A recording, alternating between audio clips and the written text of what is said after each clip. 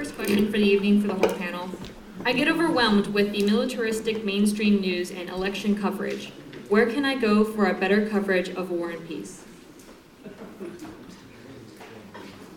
I really respect the work of Democracy Now! Very much. Andy Goodman and Juan Gonzalez and their whole team. I think their interviews stand up to scrutiny. So that's my first source, but it's not my only one. But. Well, that's exactly what I was going to say. Yeah, for sure. And antiwar.com. Oh, good. I'm glad. I always feel contractually obligated to say that, but I would say Counterpunch, Black Agenda Report, Future Freedom Foundation, Center for a Stateless Society. If you're more right-leaning, the Cato Institute puts out white papers against everything from drones to occupation, and there's some really other good things. I'm sure my mind is not... Daily KOS and Alternet. Those are two that and Nation of Change. They're just ones, some of them I don't know how I signed up, but I do find that those ones I go to multiple links in them, and I find I don't have time to go through all of them. So those are ones that come my way. One more, Interpress Service. Oh yeah, very important. Maybe Roots Action. Roots Action. Talks about. Okay. Yeah, that's kind of more of a petition sort of portal, but that's good. David Swan, yeah, I gotta support Roots Action because one of the founders of World Beyond War, that's his thing. So, yeah, Roots Action. What would it take for citizens of all countries to push their governments to recommit to the Kellogg brand? Hacked the UN Chanter statement promising not to go to, let alone start wars. That's gonna take the citizenries of the world to stand up. I mean, I think I see big corporations as more of a problem than big government. I think we've got a problem with bad government, not big government, but big corporations, they're making governments kind of irrelevant. So I'm curious about the TPP and all these things that really make corporations more powerful than governments. And I feel like Bill Clinton actually really pushed this forward in a horrific way in during his presidency with NAFTA. And so I'm really kind of curious, because for me, big government isn't the problem, it's big corporations, and it's only getting worse as income disparity is worsening. So I guess I want to reframe that question and ask you how you respond to that. Oh, I have no love for TPP or NAFTA. I think some people confuse more libertarians, because a lot of conservatives try to be sneaky and call themselves libertarians to kind of sound hip and adorable and all that. But if you go to Center for Stateless Society, you can see all the really good arguments against TPP, which is horrible. The same thing with NAFTA. We are not apologists for neoliberalism. I just want that to be clear because I think some people are confused. And unfortunately, too many of my sisters and brothers use the word capitalism, which is that's not what it's about. We actually, our youth groups call it crapitalism, which is a sign of crony capitalism.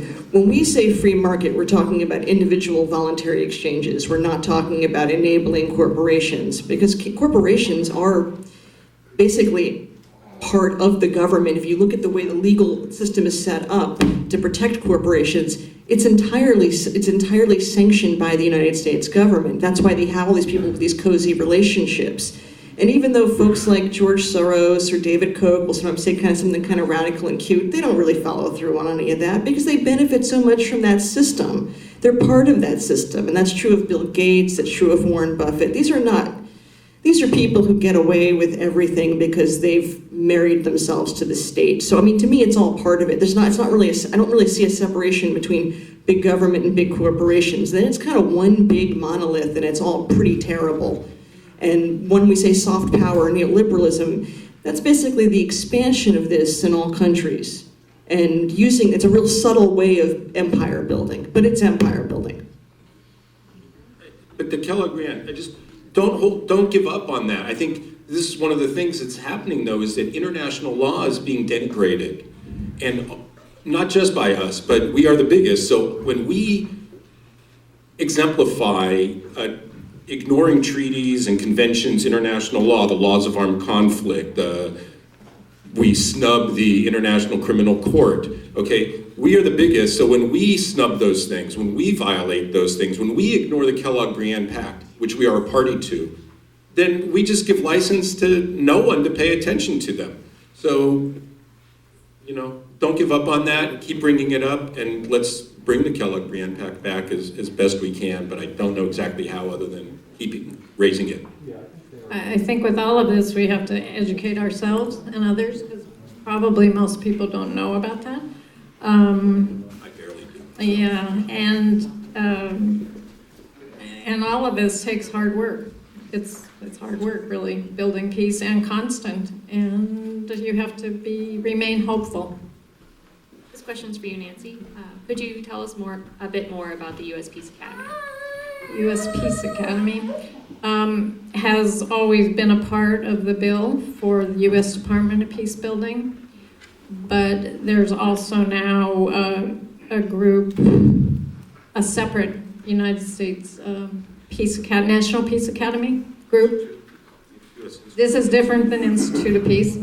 So there's at least three different things going on here, and all of them were sort of intertwined at the beginning of kind of in the 1970s. There was all this legislation, and Sparky Matsunaga, who was a senator from Hawaii, and there were actually commissions that went around the country to study, does this country want a U.S. Department of Peace? Does it want a peace academy?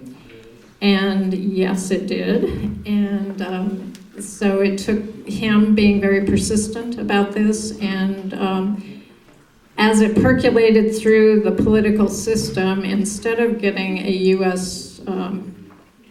Department of Peace or a National Peace Academy, we got the U.S. Institute of Peace. So that was kind of a compromise thing, and it deals only with international stuff. So the National Peace Academy now has partnered with George Mason University in Virginia, and they're creating actually a place they're calling Civilian Camp David, so people can go there and learn, like in a Ferguson situation, they could take all the stakeholders there and learn peace building techniques and be there with coaching and all that kind of stuff. So there is a very active National Peace Academy, and I do have a brochure. Thank you. Thank you. Jim, do you envision a possibility of Israel and Palestine reaching a place beyond war? If so, how?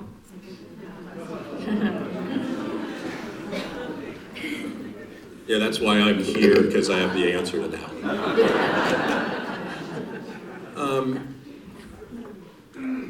Things have gotten worse a little bit. I look back at stuff in the 70s and all, I'm like, wow, we could have had a two-state solution, but even back then, the PLO was right to push for one democratic, secular state.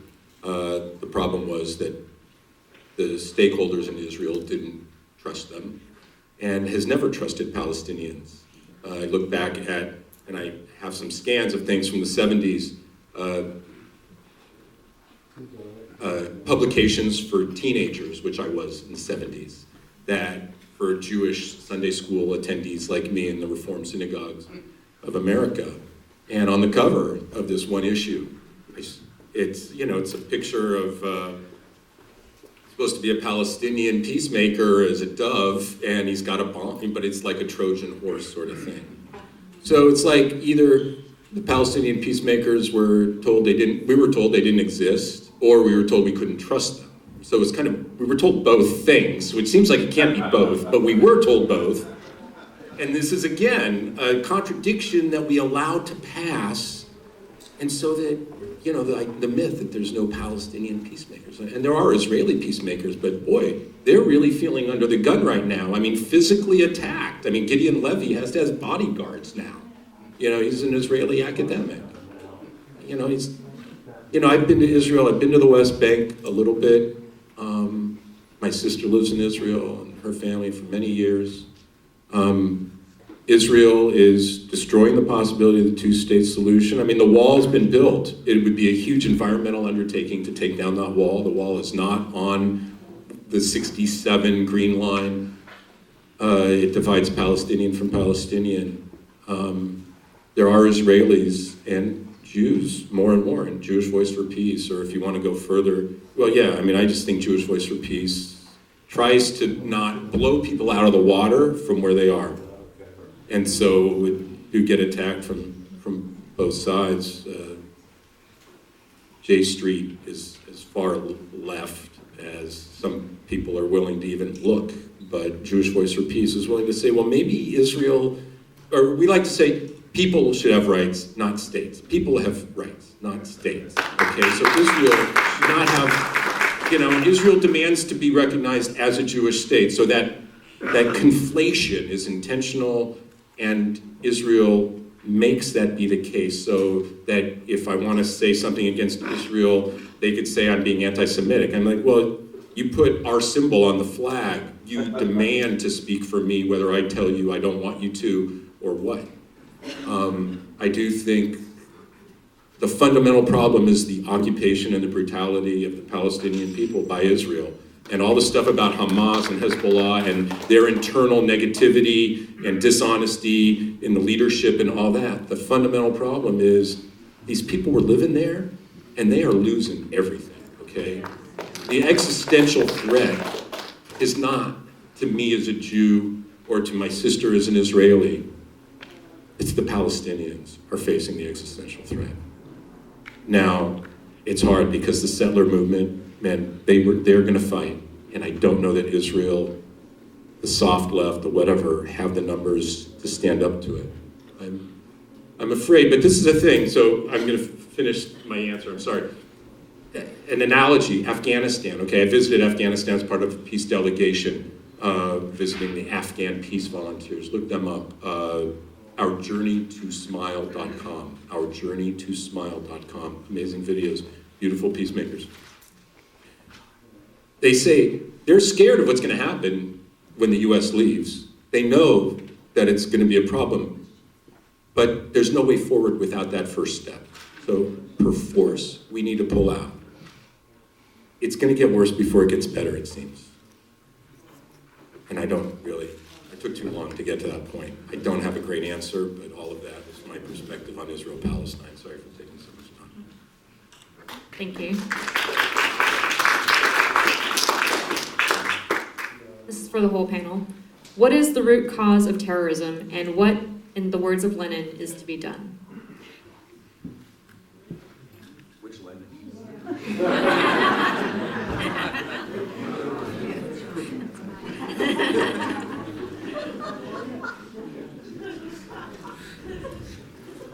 Oh, I'm happy to take this one. I've been burning on this one all day. Terrorism, or what we call terrorism. When people ask me about 9/11, all I say is this: people are going to resent you if you killed their children. What we do overseas is what creates terrorism. What the United States government does is terrorism every single day. All those people who are doing, whether it's like a young man in Afghanistan who wants to throw a grenade at a US soldier, all he's doing is being a patriot. He's defending himself and his land. He's not a terrorist. He's acting in self-defense. Would it be terrorism if I went to beat up somebody who committed an act of domestic violence against me? No, it's a normal, healthy reaction. It's a sane reaction. We have a sick psychology where we blame the oppressed for their pain. This is why I support all the anti-police brutality movements in the US. That's why it should be no question why Black Lives Matter. Of course it does, and of course it matters, and people should stand up against their oppressors.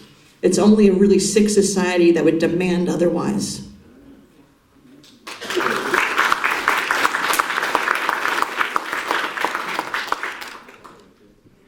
So I think it's thinking of people as other and not treating each other as if we're one, and inequality and all that kind of stuff. I mean, I think it's important to consider what is terrorism, and I don't know, how is using an F-16 on people or an armed drone not terrorism? I mean, it's causing harm, it causes fear in the future of more harm. And so to not see military action as a form of terrorism is weird. You know, I watch James Bond movies too. And so like the beginning of Casino Royale, you know, he's chasing a bomb maker through, I don't know, Riyadh or through some Moroccan city. I think it was in Morocco or Algeria. He's chasing this guy and he's destroying this whole construction site. This whole development zone is being destroyed by James Bond chasing the terrorist bomb maker. And I mean, the destruction is the same. And yet we won't see our own. I think we can confront the terrorism of others, but we have to be willing to look at our own also, or it's not gonna happen, or we are not gonna move to a world beyond war. So we have to confront the other. I'm not saying that other people aren't doing stuff too, but we in this country need to step up.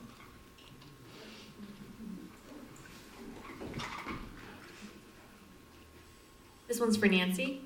Do you think if Bernie Sanders will be able to endorse the Department of Peace and reduce military spending?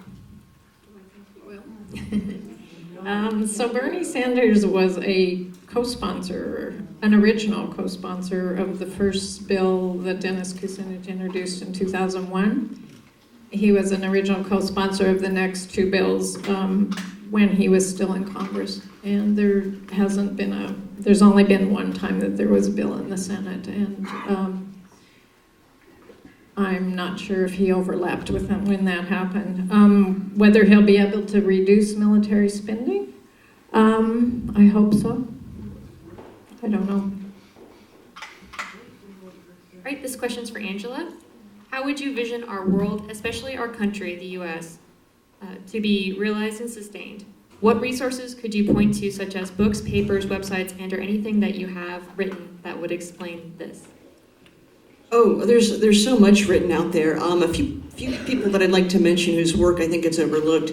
One is an essayist who's very obscure. His name is Arthur Silber. He writes something called The Power of Narrative, and he breathes fire against empire, and is someone whose work needs to be supported. I would say Bill Kaufman, he writes about Americana and writes about kind of the little America, the humble America, one that's a republic, not an empire. The economic historian Robert Higgs has amazing things to say about the history of why wars continue and what the horrible things they do and how it takes a larger view of history. For people who are more conservative leaning, I suggest they strongly read more of the work of historian Tom Woods.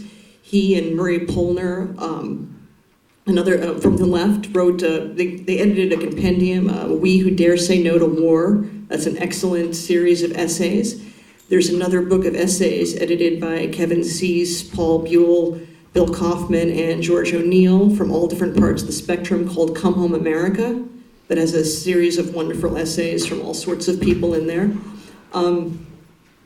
And of course, antiwar.com, and we have some really great things on there. But something for those of you who like podcasts, it used to be called Anti-War Radio. Now we call it the Scott Horton Show. Scott interviews people journalists and academics from all over about war, and it's 5 days a week.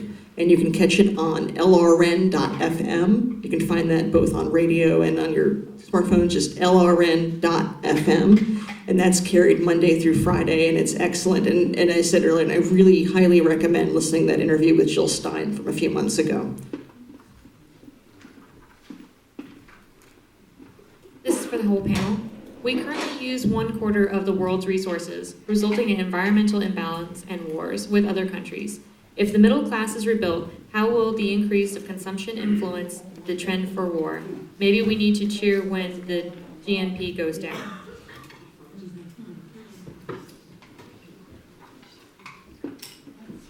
Yeah, it's hard, we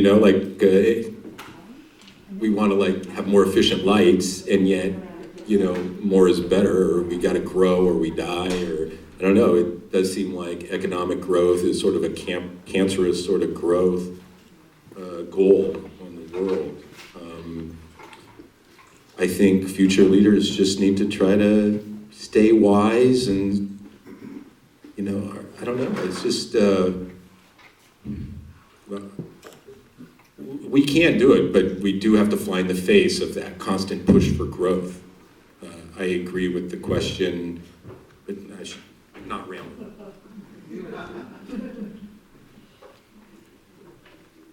Yeah, I think it's examining what do we really need, what's really important, and how do we, like the Hopi's saying, how do we keep this world in balance?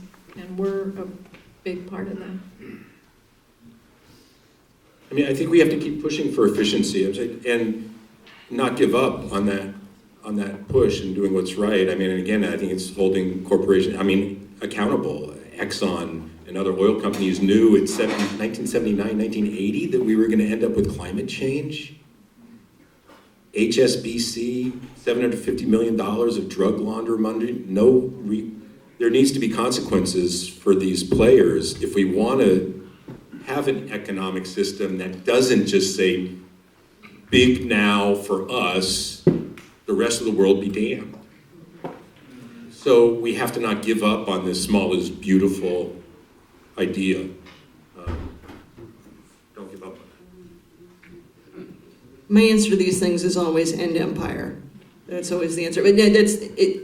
And this is probably getting way out of my area of expertise, but our whole financial and banking system of fiat currency and the Federal Reserve is only benefiting a very small group of people, what the Occupy Now people call the 1%. That's got to go.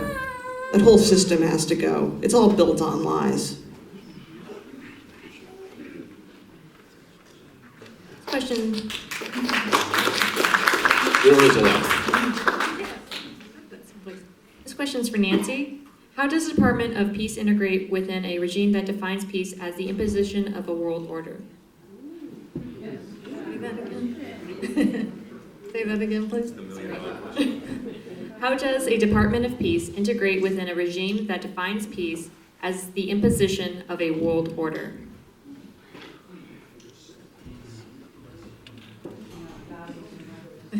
All right.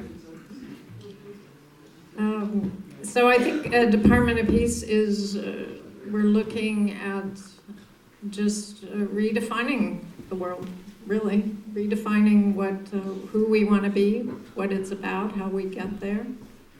And working on solutions together, not accepting that definition of the world order.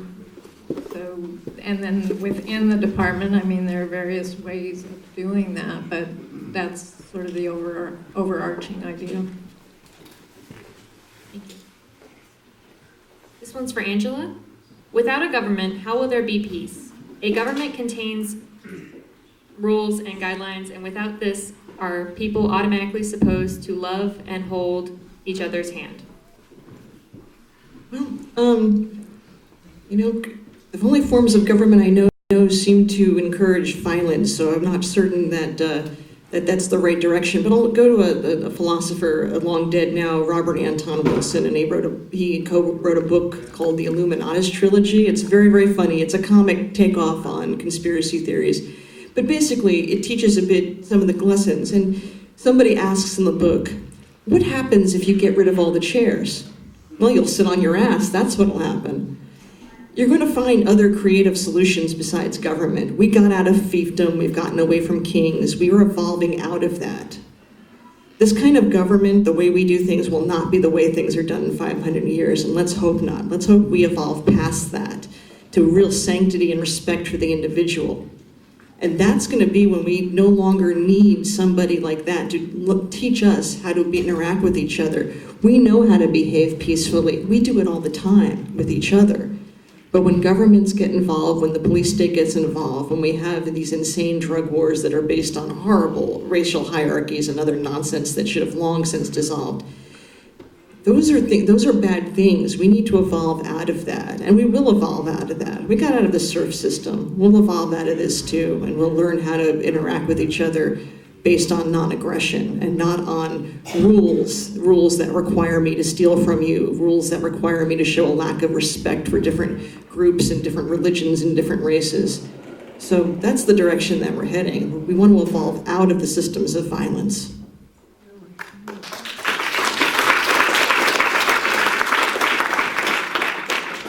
This is for the whole panel. Our Navy postgraduate school has a required class called Conditions for a Sustainable Peace, taught by Professor Zach Shore. How can we get this class required in all high schools?